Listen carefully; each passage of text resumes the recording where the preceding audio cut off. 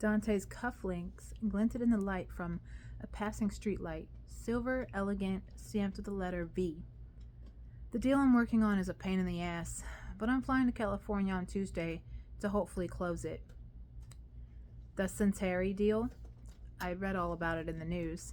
One eyebrow rose. Yes. You'll get it done. You've never lost out on any acquisition before. His answering smile could have melted butter. I appreciate your faith in me, Miyakara. Warmth spread through me like wildfire. Dante's voice and use of the term Miyakara should be outlawed. They were too lethal to unleash on the unsuspected female population. How was Tippy Darlington's birthday? He asked casually. Buffy happy? Another tendril of surprise snaked through my chest. I'd mentioned the party to him in passing only once, weeks ago. I couldn't believe he remembered. It went well. Buffy is thrilled. Good. I surpassed the smile as I turned and stared out the window. The question about the Darlingtons made me oddly happy. Friday night Manhattan traffic was a nightmare, but eventually we broke through the gridlock and pulled up to a pair of giant black iron gates flanked by stone guardhouses. Dante flashed his chip-embedded invitation and membership card at one of the stoic-faced guards. The guard typed something on his computer, and a full 30 seconds passed before the gates slid open with a smooth electronic whir.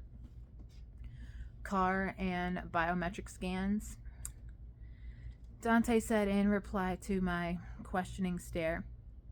Every person or vehicle that wants access to the property is registered in the club's in-house system, including staff and contractors. If someone attempts to enter without proper authorization once, they'll be turned away with a stern warning. If they attempt twice, an elegant shrug. There won't be a third time. I chose not to ask what he meant. Sometimes ignorance was bliss. We drove down a winding road lit by hundreds of glowing lanterns in the tree. I felt like we were at the country estate instead of Upper Manhattan. How could such a place exist in the middle of the city? Whoever built it must have sunk a fortune into buying all the land and permits necessary to create a veritable private oasis on some of the most coveted real estate in the country.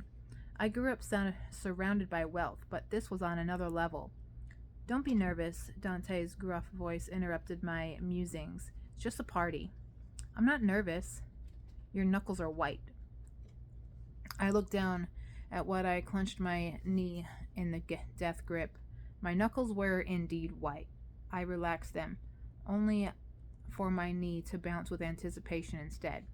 Dante closed his hand over mine and pressed it against my thigh, forcing me to still. A rush of awareness shot through me and narrowed in on the sight of his hands swallowing mine. His grip was firm, but surprisingly gentle, and after a moment of frozen surprise, I sneaked a peek at him. Dante stared straight ahead. His profile like granite. He looked bored, almost distracted, but the reassuring strength of his touch melted the edges of my rising anxiety. My heartbeats gradually slowed as the trees cleared and the Valhalla Club itself came into view. My breath whooshed out in one soft gasp. Wow. I shouldn't have expected any less, but the Valhalla was an absolute masterpiece of agriculture. The elegant, neoclassical main building stretched over 4 stories and an entire city block, soft floodlights illuminating its grand white exterior, and an opulent crimson carpet covered the stairs leading up to the double-height entrance. A line of luxury cars snaked down the drive, the subject of eagle-eyed scrutiny from the expressionless guards on duty. Ours stopped behind an armored Mercedes. Dante and I exited the car and walked to the entrance, where a steady stream of guests in bespoke suits and exquisite dresses ascended the stairs. Despite the literal red carpet and buzz of excitement in the air, there was no photographers present. People didn't attend the Valhalla events to flaunt for the public. They were here to flaunt for each other. Dante placed a hand on the small of my back and guided me into the entry hall, where I immediately spotted what Isabel was talking about. A magnificent gold V inlay into the floor, its 3 points touching the surrounding circle and glowing bright against all expansion of gleaming black marble. The gala took place in the club's ballroom, but we couldn't move 2 feet without someone stopping us to greet Dante. "How long have you been a member?" I asked after we extricated ourselves from yet another conversation about the stock market. "You seem to know everyone." "Or everyone seems to know you." "Since I was 21, I was the minimum age for members." A wry smile flickered over Dante's mouth. "Didn't stop my grandfather from trying to back-channel his way into a membership for me when I was 18, but there are things even Enzo Russo couldn't do." It was only the second time he'd mentioned his grandfather, the first being after our engagement shoot. Enzo Russo, the legendary businessman and founder of the Russo Group, had died over the summer from a heart attack. His death had dominated the headlines for well over a month. Dante had taken over as CEO years after Enzo's death, but his grandfather had stayed on as president and the chairman of the board. Now Dante held over 3 positions. "Do you miss him?" I asked softly. "Miss isn't the right word." We passed through the foyer and down a long hallway toward what I assumed was the ballroom. Dante's voice was devoid of emotion. "He raised me and taught me everything I know about business and the world. I respected him, but we never been close. Not the way grandfathers and grandsons should have been." "What about your parents?" I didn't know much about Giovanni or Janice Russo, other than Giovanni had passed on running the company. "They're doing what they always do," Dante said cryptically. "You'll see." "Right. We were spending Thanksgiving with them in Bali." We passed through another security check near the ballroom before the doors opened and instantly transported me into a world of glittering 1920s decadence. An Art Deco bar spanned the full length of the eastern wall, its black lacquer and gold accent shining with as much luster as the bottles on top shelf liquor behind it. For those who didn't want to wait at the bar, impeccably dressed servers circulated with gin and tonics, martini carts, and champagne trolleys brimming with bubbly. Live music from the jazz bands danced over the soft clink of glasses, and elegant laughter and intimate spaces were scattered throughout the room like oases of rich velvets and plush seating. In one corner, dealers lorded over half a dozen poker tables. In another, a silent film played via an old-school projector reel. The ballroom itself soared 4 stories toward a glass dome where a breathtaking projection of a night sky painted it with constellations so vivid I almost believed I could see Orion and Cassiopeia from Manhattan. "Live up to your expectations?" Dante's hand lingered on my lower back. I nodded, too distracted by the surrounding opulence and hints of possessiveness in his touch to come up with a witty answer. Dante and I spent the first hour mingling with other club members. Unlike at our engagement party, we were perfectly in sync, stepping in when the other didn't answer and excusing ourselves when the conversation had run its course. Toward the end of the hour, Dominic Davenport, whom I remembered from our party, pulled him away to discuss business. I took the opportunity for a quick bathroom break with Dominic's wife, Alexandra. "I love your dress," she said as we retouched our makeup. "Is it Lila Amiri?" "Yes," I said, impressed. Lila was a talented and up-and-coming designer. Not many people recognized her work on sight. I saw it at New York Fashion Week and thought it would be perfect for tonight. "You are right. Dante can't take his eyes off you. Alexandra smiled. A trace of sadness crossed her face. You're very lucky to have such an attentive partner. With her thick caramel brown hair and blue-gray eyes, she was extraordinarily beautiful, but she always seemed deeply unhappy. Our exchange about our dress had been the most animated I've seen her all night. It's not all sunshine and rainbows. Dante and I have our differences. Trust me. Differences are better than nothing, she murmured. We exited the bathroom, but she stopped at the entrance to the ballroom. I'm sorry. I've come down with a terrible headache. Can you please tell Dominic I've gone home? A frown touched my brow. Of course, but wouldn't you rather tell him yourself? I'm sure he'll want to know if you're not feeling well. No. Once he gets into business mode, it's impossible to pry him away. A tiny bit smile flashed across Alexandra's face. I'll leave him to his work. It was nice meeting you, Vivian. You too. I hope you feel better soon. I waited until she disappeared around the corner before I approached Dominic and Dante.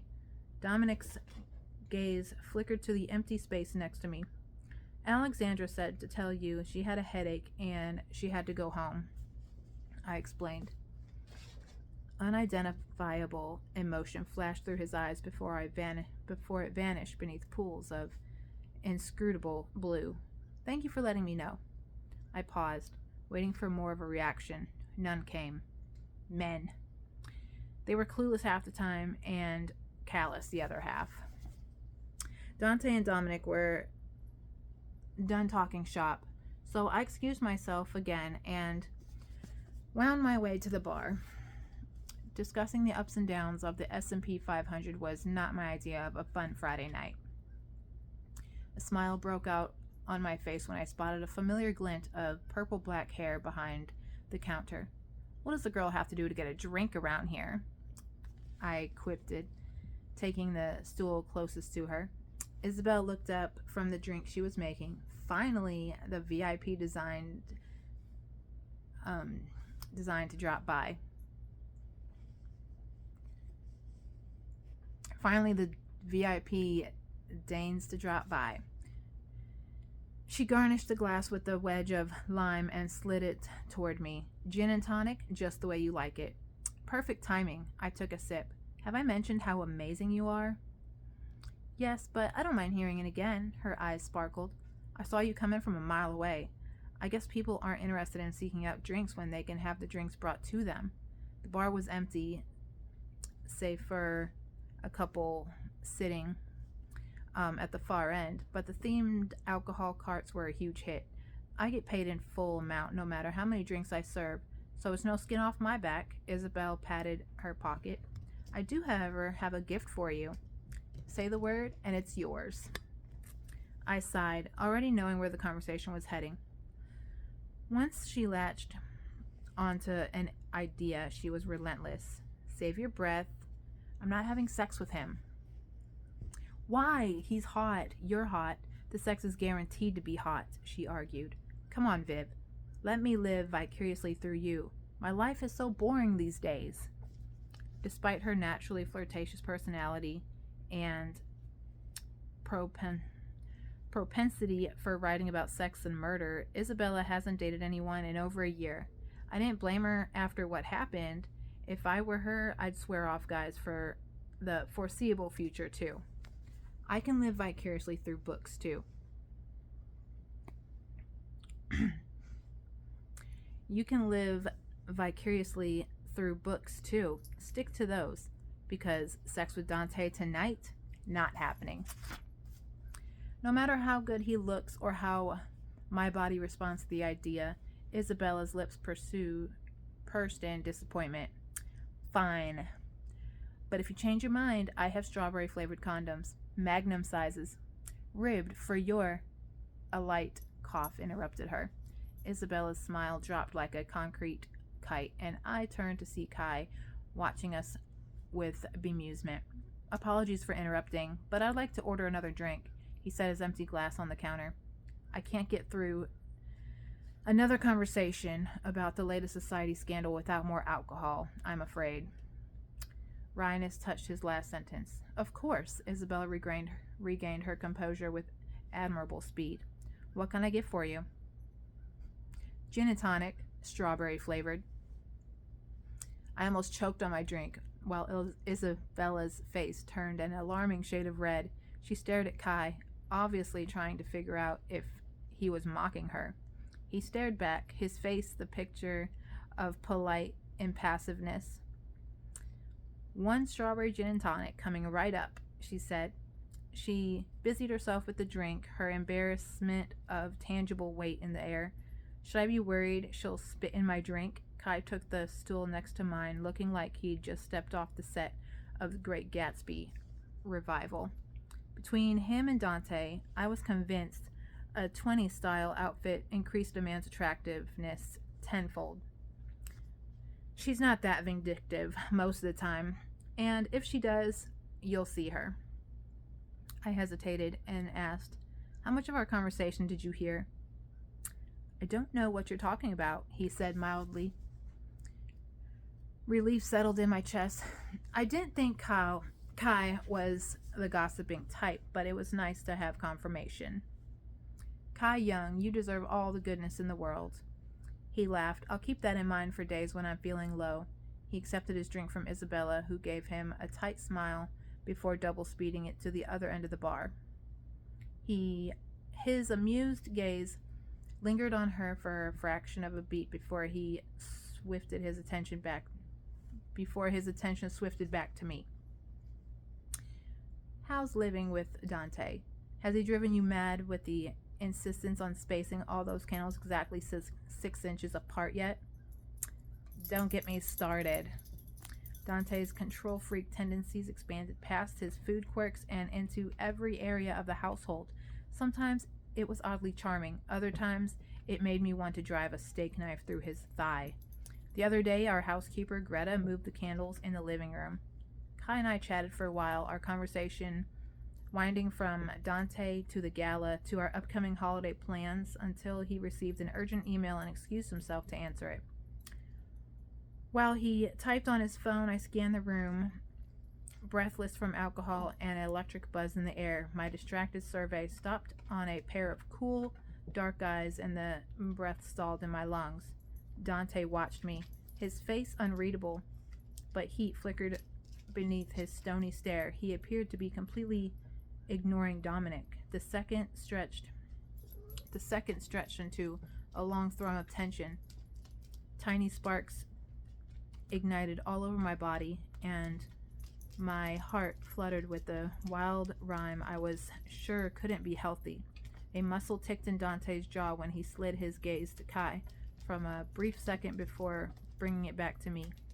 Apologies, Kai's calm voice shattered the tension and chased away the sparks. News doesn't stop even at the Valhalla event. He placed his phone on the counter next to his glass. Dominic said something that turned Dante's head, and I pulled my eyes away from him with considerable effort. No worries, I mustered a smile over the frantic beats of my heart. I felt like I'd run a marathon while sitting from the past minute. The world is still spinning, I hope. It depends on who you ask. I made it a point not to look at Dante again as I listened to Kai discuss the latest breaking news. If he wanted to talk to me, he knew where I was. But no matter how hard I tried, I couldn't shake the warmth of Dante's attention or cage the butterflies I'd set free. Woo! Chapter 12, guys. I don't know what Dante's thinking about or what's going to come up, how he's going to feel about her little conversation with Kai, but we shall see. See you all in chapter 13. Make sure y'all hit that like and subscribe button so y'all can catch all the latest updates on your current reads. Bye, guys.